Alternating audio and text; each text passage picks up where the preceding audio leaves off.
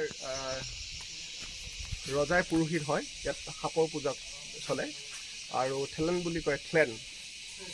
আৰু অৰিজিনেলি আমাৰ লোকেল মানুহে নকৰে কেৱল ৰজাৰ মানে হেৰি ইয়াতহে আছে যি আমাৰ ৰংবং বুলি কয় তেনেকৈ ৰংবং 3টা আছে কেপিটেল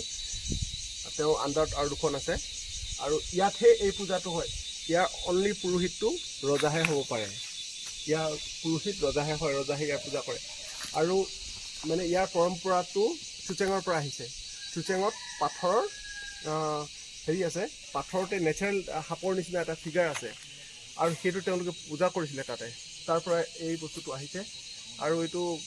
এনেকুৱা লাগে যে যিহেতু কাৰ্বি আৰু খাচীয়াসকল বহুত দিনত একেলগে বসবাস কৰিছিলে সেইকাৰণে এইটো মানে অষ্ট্ৰিক গোষ্ঠীৰ যিটো সাপৰ পূজাৰ পৰম্পৰাটো অহা বুলি ধাৰণা হয় কিন্তু এইটো অতি পুৰণা হেৰি তেওঁলোকৰ এটা পূজা হয় বহুত পুৰণা পূজা হয় বাকী গছবিলাক বহু পুৰণা নেকি গছবিলাক বহুত পুৰণা হয় আৰু মেইনলি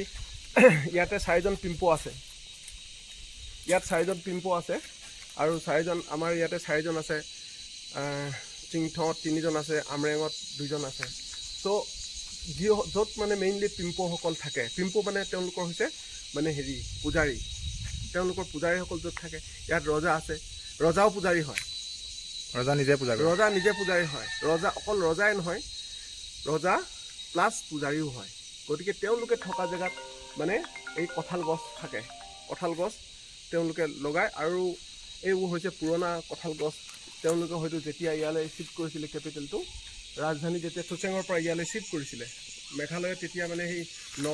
সেই মিজো এই খাচীয়াসকলে যেতিয়া মানে কিবা